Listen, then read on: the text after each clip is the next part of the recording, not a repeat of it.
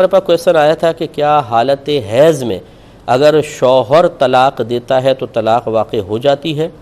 اور اگر وہ شوہر رجوع نہیں کرتا مثال کے طور پر، یا 3 طلاقیں یہ تیسری ہی طلاق تھی، تو پھر عدت کا معاملہ کیا ہوگا؟ دیکھیں، پہلی بات تو یہ کہ حالت حیض میں طلاق واقع ہو جاتی ہے، نمبر 1۔ نمبر 2، لیکن یہ طلاق بدعت کہلاتی ہے اور انسان گناہگار ہوتا ہے۔ نمبر 3، اگر اس نے پہلے 1 طلاق دی تھی، یعنی یہ پہلی طلاق ہے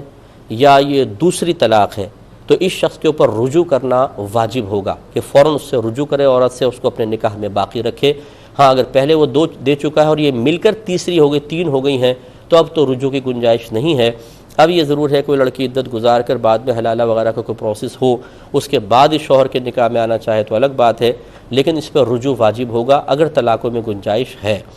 چوتھی بات یہ ہے کہ اگر بالفرض طلاقوں میں اب گنجائش نہیں تھی، یہ تیسری ہی طلاق تھی، یا وہ شوہر رجوع نہیں کرتا ہے، مثال کے طور پہ ہٹ دھرمی دکھاتا ہے کہ میں رجوع نہیں کرتا ہوں، تو فقہ حنفی کے روشنی میں مطلقہ عورت کی عدت، جس کا حیض باقاعدہ جاری ہوتا ہے، 3 حیض ہیں۔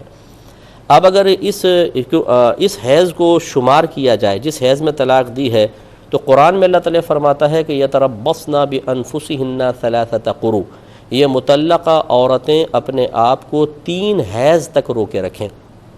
اور یہ 3 کا ہندسہ مکمل کرنا ضروری ہے۔ اس میں ایک ٹیکنیکل بحث ہے جو میں نہیں کرنا چاہتا ہوں، 3 کا ہندسہ مکمل کرنا ضروری ہے، لہذا اگر اس حیض کو شمار کریں گے تو یہ پورا نہیں ہے، پھر اس کے بعد ایک اور لیں گے، اس کے بعد ایک اور لیں گے، تو یہ 2.5 یا 2.25 بنیں گے، اور یہ حیض صحیح نہیں ہے۔ فقہ حنفی کی روشنی میں اس حیض کو، یعنی عدت سٹارٹ ہو جائے گی، لیکن اس کو عدت کے لیے شمار نہیں کریں گے، اس کے بعد پاکی کے ایام آئیں گے،